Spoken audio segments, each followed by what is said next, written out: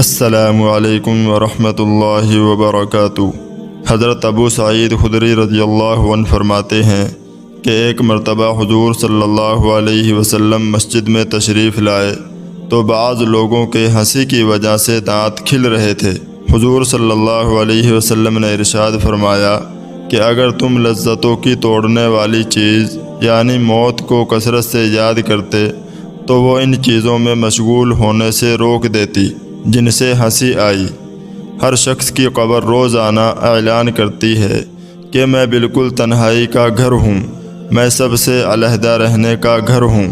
میں کیڑوں کا گھر ہوں۔ جب نیک مومن دفن ہوتا ہے تو قبر اس سے کہتی ہے کہ تیرا آنا بڑا مبارک ہے، تیرے آنے سے بڑی خوشی ہوئی۔ جتنے لوگ میری پشت پر چلتے تھے ان میں تو مجھے بہت پسند تھا، آج تو میری ماتحتی میں آیا ہے تو میں اپنا طرز عمل تجھے دکھاؤں گی۔ اس کے بعد وہ اتنی وسیع ہو جاتی ہے کہ جہاں تک مردے کی نظر جاتی ہے وہاں تک زمین کھل جاتی ہے اور ایک کھڑکی جنت میں کھل جاتی ہے جس سے وہاں کی خوشبوئیں، ہوائیں وغیرہ آتی رہتی ہیں۔ اور جب کوئی بدکار یا کافر دفن ہوتا ہے تو زمین اس سے کہتی ہے کہ تیرا آنا بڑا نامبارک ہے، تیرے آنے سے بہت جی برا ہوا۔ جتنے لوگ میری پشت پر چلتے تھے تو ان میں مجھے بہت ہی برا لگتا تھا، آج تو میری ماتحتی میں آیا ہے تو میں اپنا طرز عمل تجھے دکھاؤں گی۔ یہ کہہ کر وہ ایسی ملتی ہے یعنی اس کو بھینچتی ہے کہ مردے کی ہڈیاں پسلیاں ایک دوسرے میں گھس جاتی ہیں۔ حضور اقدس صلی اللہ علیہ وسلم نے ایک ہاتھ کی انگلیاں دوسرے ہاتھ میں ڈال کر بتایا کہ اس طرح ہڈیاں پسلیاں ایک جانب کی دوسری جانب میں گھس جاتی ہیں اور 70 اژدہا اس کو ڈسنا شروع کر دیتے ہیں، اور وہ ایسے زہریلے ہوتے ہیں کہ اگر ان میں سے ایک بھی زمین کے اوپر پھونک مار دے تو قیامت تک زمین پر گھاس اگنا بند ہو جائے۔ یہ سب کے سب قیامت تک اس کو کاٹتے رہیں گے۔ جب کسی کافر بدکار کی روح نکلتی ہے تو حق تعالی شانو ملک الموت سے فرماتے ہیں کہ میرے دشمن کے پاس جاؤ اور اس کی جان نکال لاؤ، میں نے اس پر ہر قسم کی فراخی رکھی، اپنی نعمتیں دنیا میں چاروں طرف سے اس پر لاد دی، مگر وہ میری نافرمانی سے باز نہیں آیا، لاؤ آج اس کو سزا دوں۔ ملک الموت نہایت تکلیف دہ صورت میں اس کے پاس آتے ہیں، اس صورت سے کہ 12 آنکھیں ان میں ہوتی ہیں۔ ان کے پاس ایک گرز یعنی لوہے کا موٹا سا ڈنڈا جہنم کی آگ کا بنا ہوا ہوتا ہے جس میں کانٹے ہوتے ہیں۔ ان کے ساتھ 500 فرشتے جن کے ساتھ تانبے کا ایک ٹکڑا ہوتا ہے، اور ہاتھوں میں جہنم کی آگ کے بڑے بڑے انگارے اور آگ کے کوڑے ہوتے ہیں جو دہکتے ہوئے ہوتے ہیں۔ ملک الموت آتے ہی وہ گرز اس پر مارتے ہیں جس کے کانٹے اس کے ہر رگ و پے میں گھس جاتے ہیں، پھر وہ اس کو کھینچتے ہیں اور باقی فرشتے ان کوڑوں سے اس کے منہ کو اور سرین کو مارنا شروع کر دیتے ہیں جس سے وہ مردہ غش کھانے لگتا ہے۔ وہ اس کی روح کو پاؤں کی انگلیوں سے نکال کر ایڑی میں روک دیتے ہیں اور پٹائی کرتے رہتے ہیں،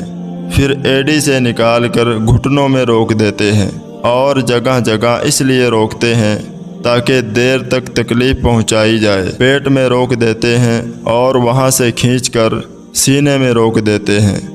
پھر فرشتے اس تانبے کو اور جہنم کے انگاروں کو اس کی ٹھوڑی کے نیچے رکھ دیتے ہیں، اور ملک الموت علیہ السلام کہتے ہیں کہ اے ملعون روح، نکل اور اس جہنم کی طرف چل جس کی صفت قرآن پاک میں سورہ واقعہ میں ہے، جس کا ترجمہ یہ ہے کہ وہ لوگ آگ میں اور گھولتے ہوئے پانی میں اور سیاہ دھوئیں کے سائے میں جو نہ ٹھنڈا ہوگا نہ فرحت بخش ہوگا بلکہ نہایت تکلیف دینے والا ہوگا۔ پھر جب اس کی روح بدن سے رخصت ہوتی ہے تو وہ بدن سے کہتی ہے کہ حق تعالی شانو تجھے برا بدلہ دے، تو مجھے اللہ تعالیٰ کی نافرمانی میں جلدی سے لے جاتا تھا اور اس کی اطاعت میں سستی کرتا تھا، تو خود بھی ہلاک ہوا اور مجھے بھی ہلاک کیا۔ اور یہی مضمون بدن روح سے کہتا ہے،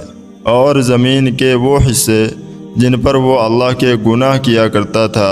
اس پر لعنت کرتے ہیں، اور شیطان کے لشکر دوڑے ہوئے اپنے سردار ابلیس کے پاس جا کر خوشخبری سناتے ہیں کہ ایک آدمی کو جہنم تک پہنچا دیا۔ پھر جب وہ قبر میں رکھا جاتا ہے تو زمین اس پر اتنی تنگ ہو جاتی ہے کہ اس کی پسلیاں ایک دوسری میں گھس جاتی ہیں۔ پھر اس پر کالے سانپ مسلط ہو جاتے ہیں جو اس کی ناک اور پاؤں کے انگوٹھے سے کاٹنا شروع کرتے ہیں، یہاں تک کہ درمیان میں دونوں جانب کے سانپ آ کر مل جاتے ہیں۔ پھر اس کے پاس دو فرشتے منکر نکیر، جن کی ہیبت بہت بری ہوتی ہے، آتے ہیں اور اس سے پوچھتے ہیں کہ تیرا رب کون ہے، تیرا دین کیا ہے اور تیرے نبی کون ہے؟ وہ یہ سوال کے جواب میں لا علمی ظاہر کرتا ہے اور اس کے جواب پر اس کو گرز سے اس قدر زور سے مارتے ہیں کہ اس گرز کی چنگاریاں قبر میں پھیل جاتی ہیں۔ اس کے بعد اس کو کہتے ہیں کہ اوپر دیکھ۔ وہ اوپر کی جانب جنت کا دروازہ کھلا ہوا دیکھتا ہے، اس کی باغ و بہار وہاں سے نظر آتی ہے۔ وہ فرشتے اس سے کہتے ہیں کہ اللہ کے دشمن، اگر تم اللہ تعالی شانو کی اطاعت کرتا تو یہ تیرا ٹھکانہ ہوتا۔ حضور اقدس صلی اللہ علیہ وسلم فرماتے ہیں، اس ذات کی قسم جس کے قبضے میں میری جان ہے کہ اس کو اس وقت ایسی حسرت ہوتی ہے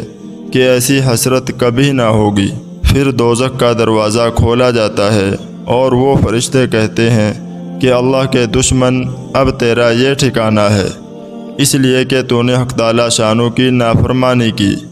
اس کے بعد 70 دروازے جہنم کے اس کی قبر میں کھول دیے جاتے ہیں، جن میں سے قیامت تک گرم ہوائیں اور دھواں وغیرہ آتا رہتا ہے۔ حضرت عائشہ رضی اللہ عنہا فرماتی ہیں کہ گناہگاروں کے لیے اہل قبور سے ہلاکت ہے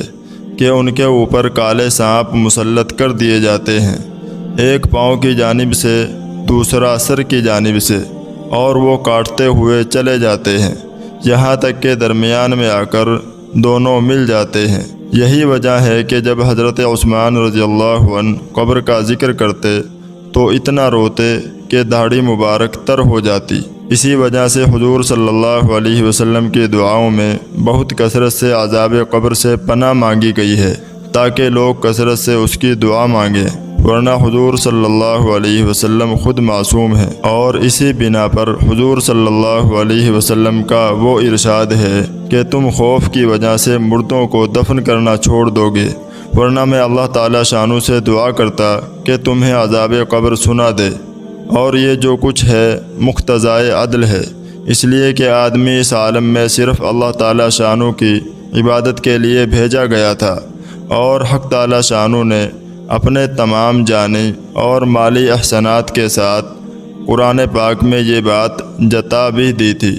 کہ تمہیں اس عالم میں عبادت کے لیے بھیجا جاتا ہے، اور اس پر بھی متنبع کر دیا تھا کہ زندگی صرف امتحان کے لیے دی گئی ہے کہ ہمارے ان احسانات میں کیا کارگزاری ہے، اور موت اس امتحان کا نتیجہ سنانے کے لیے ہے۔ اللہ تعالیٰ سے دعا ہے کہ اللہ تعالیٰ ہمیں نیک عمل کرنے کی توفیق عطا فرمائے اور موت سے پہلے موت کی تیاری کرنے کی توفیق عطا فرمائے، آمین۔